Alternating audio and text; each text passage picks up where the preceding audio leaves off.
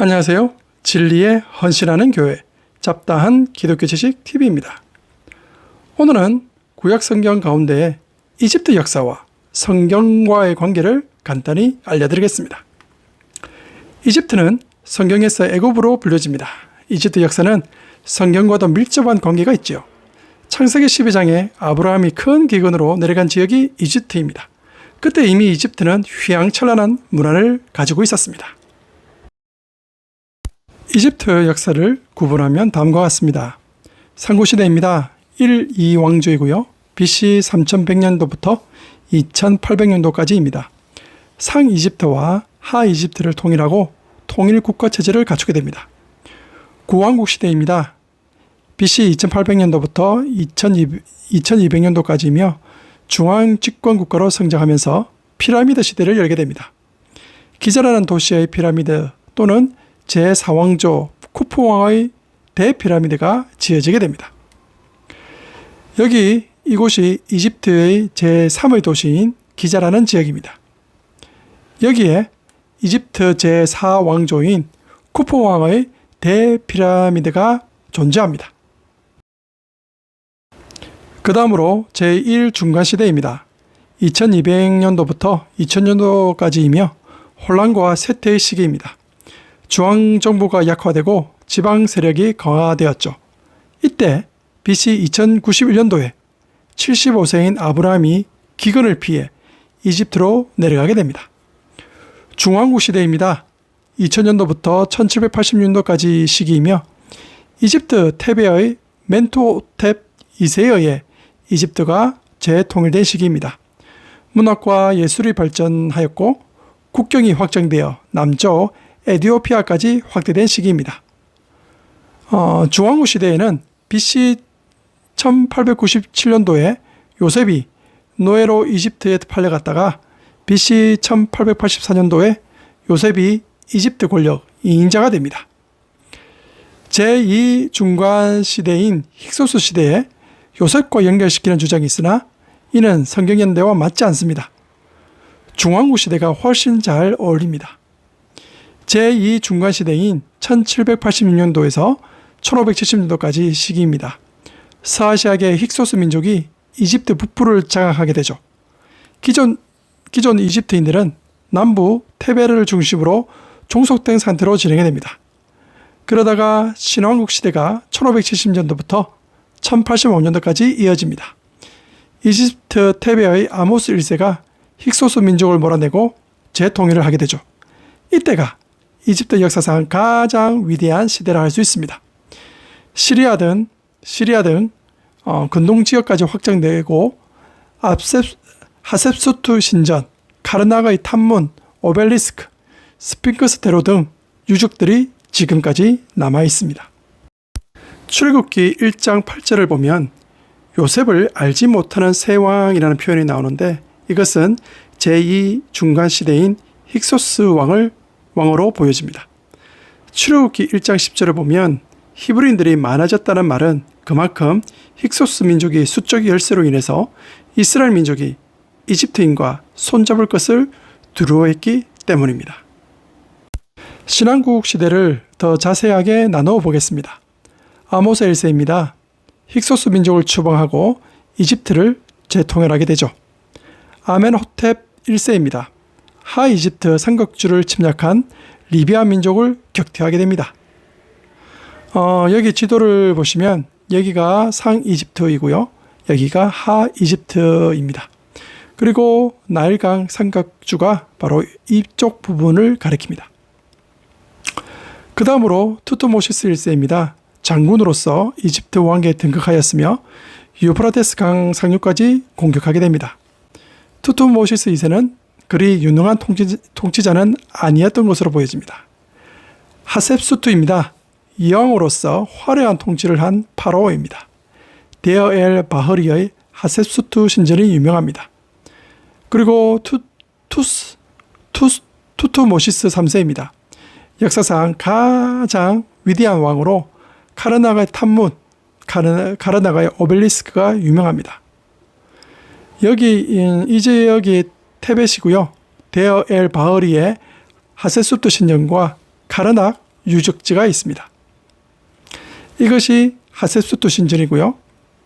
그리고 이것이 카르나가의 탐문, 카르나가의 오벨리스크입니다. 그리고 카르나가의 탐문 앞에 있는 스핑크스 대로입니다. 아멘호텝 2세입니다. 궁술과 승마 영역에서 뛰어난 체력과 무용을 알리는 기록이 보존되어 있습니다. 투투모시스 4세입니다. 평범한 통치를 했던 시기고요. 아멘호텝 3세 때는 평화롭고 변형의 시기였습니다. 아케나톤입니다. 테렐 아마르나로 수도를 이전하게 되고요. 이로 인해 외교 문제에 소홀하게 됩니다. 여기 이 지역이 테렐 아마르나입니다. 스멘카레입니다. 특이점이 없다고 하네요. 그 다음에 투탕카몬입니다. 무덤이 손상되지 않은 채 남아있으며 18세 때 사망했다고 합니다. 아이입니다. 노령의 나이에 왕이 되고 4년간 통치 후 사망하게 됩니다. 그리고 호렙함입니다. 아모세 1세 이후의 18왕조의 마지막 왕입니다. 자, 이제부터 신왕국 시대의 파라오와 성경 역사를 이어보도록 하겠습니다. 아모스 1세입니다.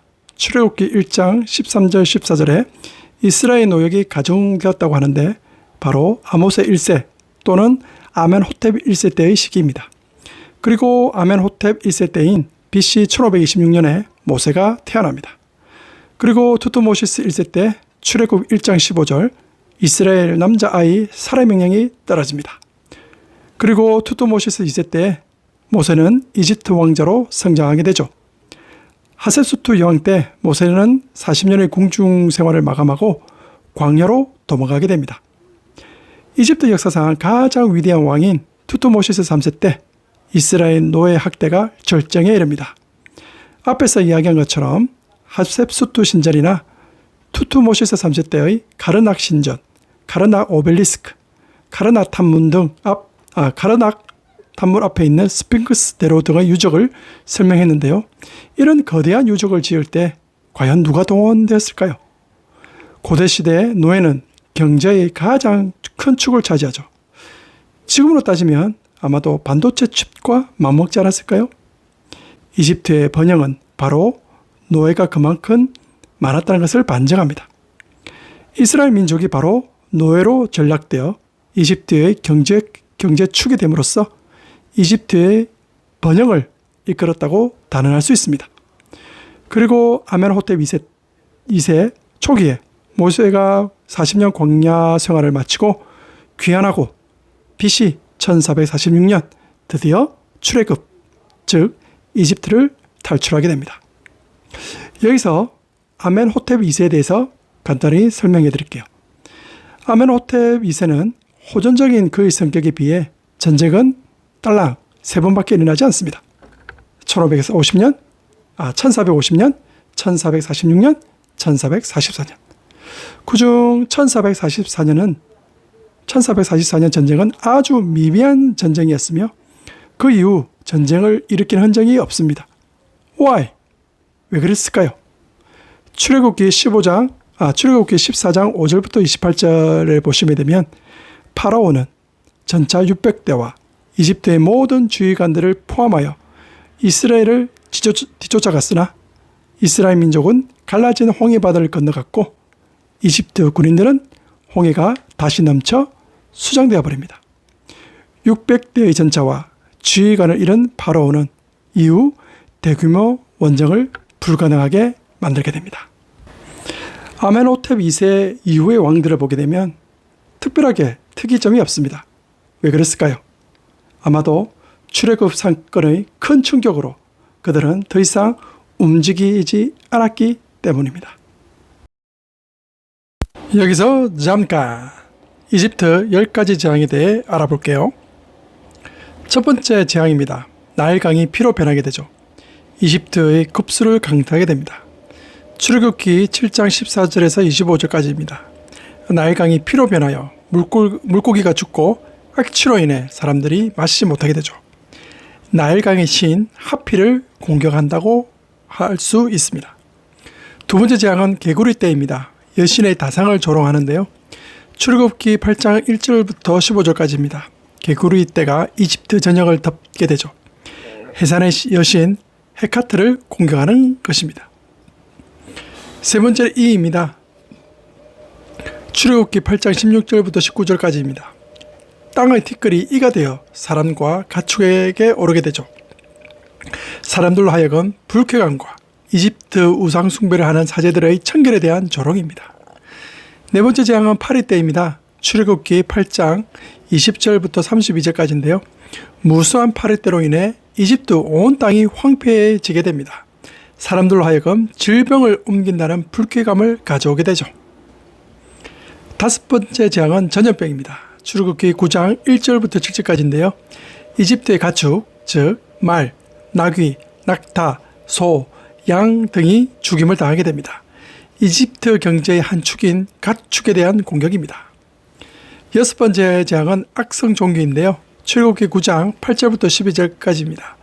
모세가 하늘에 날린 화덕의 재가 사람과 짐승에게 붙어 악성 종기가 생기게 되죠.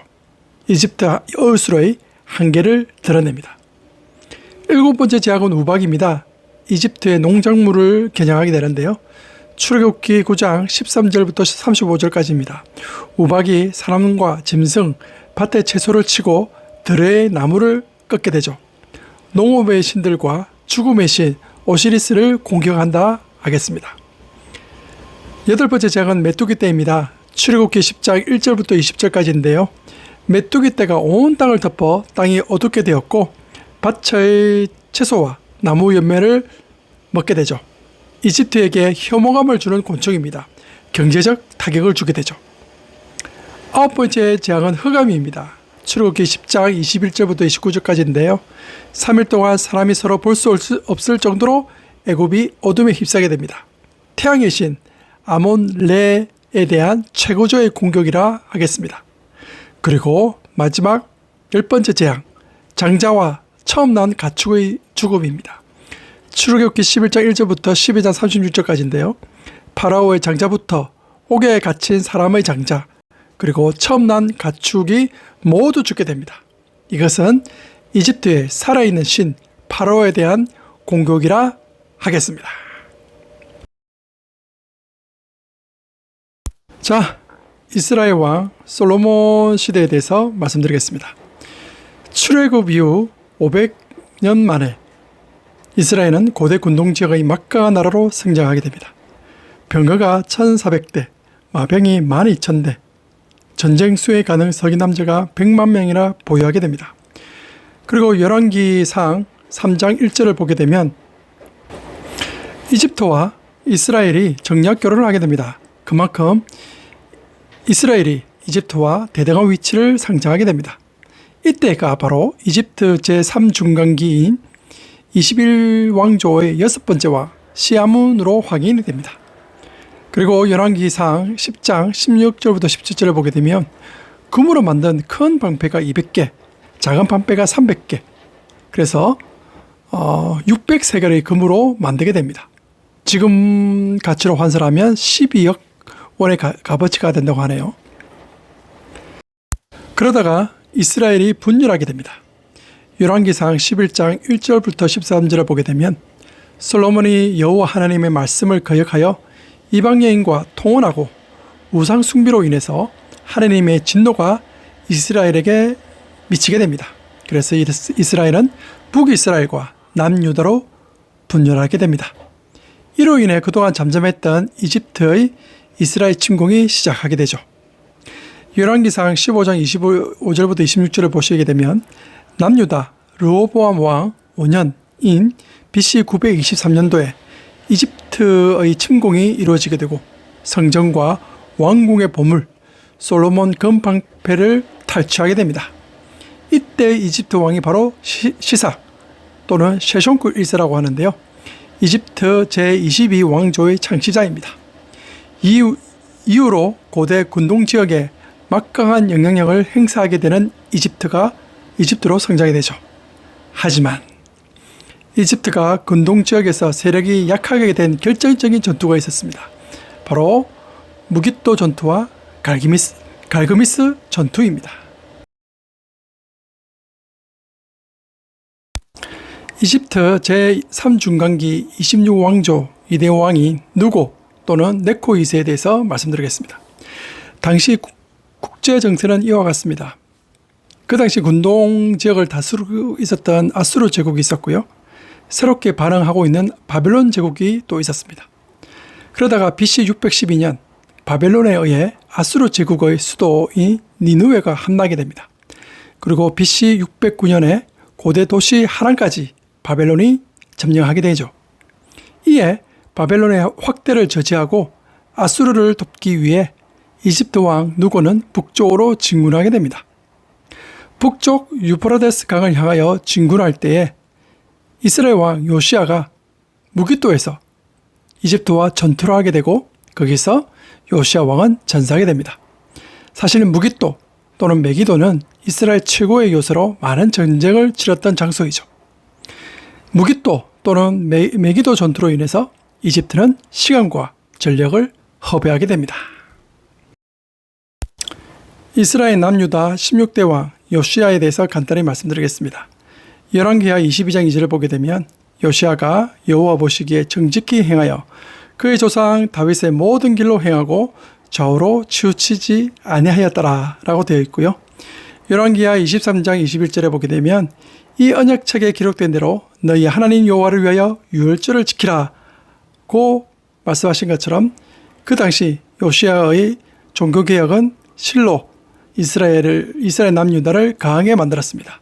하지만 열왕기하 23장 29절부터 30절을 보게 되면 요시아 당시에 애굽의 왕 바로 누고가 아수르 왕을 치고자 하여 유브라데 강으로 올라가므로 요시아 왕이 맞서 나갔더니 애굽 왕이 요시아를 무기또에서 만났을 때 죽인지라 라고 되어 있습니다. 이처럼 역사적인 사실이 성경 말씀에도 그대로 나와 있다는 것을 알 수 있습니다. 무기또 전투 이후 이집트 왕 누고는 갈그미스로 진군하여 아수르 군대와 함께 일시적으로 바벨론 공격을 저지하게 되죠. 4년 후에 BC 605년 바벨론 느부갓네살 2세가 갈그미스에 대한 대대적인 공격으로 아수르와 이집트의 군대를 괴멸시키게 됩니다. 이로 인해 갈그미스 전투로 팔레스타인과 시리아 일대의 영향력을 상실한 이집트는 그 이후 바벨론에 의해 점령을 당하게 됩니다. 하지만 BC 8세기 이집트 멸망을 예언한 사람이 있었으니 바로 이사야 선지자입니다. 성경 말씀 이사야서 19장 1절부터 4절까지의 말씀입니다. 애굽에 관한 경고라. 보라, 여호와께서 빠른 구름을 타고 애굽에 임하시리니 애굽의 우상들이 그 앞에서 떨겠고 애굽인의 마음이 그 속에서 노고리로다. 내가 애굽인을 극동하여 애굽인을 치리니 그들이 각기 형제를 치며 각기 이웃을 칠 것이요 성읍이 성읍을 치며 나라가 나라를 칠 것이며 애굽인의 정신이 그 속에서 쇠약할 것이요 그의 계획을 내가 깨뜨리리니 그들이 우상과 마술과 신접한 자와 요술객에게 무리로다. 내가 애굽인을 잔인한 주인의 손에 붙이리니 포악한 왕이 그들을 다스리리라. 주 만군의 여호와의 말씀이니라. 여기가 무기또이고요. 여기는 갈그미스 그리고 하란, 니느웨입니다. 바벨론 제국이 아수르 수도 니느웨를 점령하고 이후 하란까지 확보하게 되죠.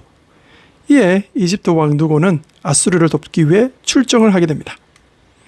이때 이스라엘 요시아 왕과 맞닥뜨리게 된 지역이 무기또입니다. 여기서 이스라엘 요시아 왕은 전사하게 되죠. 다시 이집트 누고는 진군하여 갈그미스에 도착하고 첫 번째는 바벨론에게 이깁니다.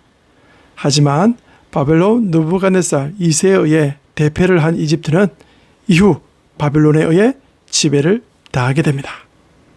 자, 이제 요약하겠습니다. 나일강의 축복으로 세계 4대 문명의 발상지이며 휘황찬란한 문화를 가졌던 나라 이집트. 요셉에 의해 7년 풍년과 7년 흉년을 이겨내고 이스라엘의 풍부한 노예 노동력을 바탕으로 제국으로 뻗어나갈 기틀을 마련한 나라 이집트. 하지만 모세의 10가지 재앙과 홍해에 의해 몰살되어 한계에 부딪히고 이후 솔로몬 왕 시대에는 이스라엘과 대등한 관계를 이어갔던 나라 이집트. 하나님의 진노로 남과 북으로 갈라진 이스라엘 민족의 분열을 틈타 다시 근동 지역의 패권을 차지하려던 나라 이집트. 하지만 무기도 전투와 갈그미스 전투로 인해 바벨론의 속국으로 전락되고 이후에는 페르시아, 헬라, 로마 제국의 차례로 점령당하는 수모를 겪게 된 나라 이집트. 그러므로 주 여호와께서 이같이 말씀하셨느니라.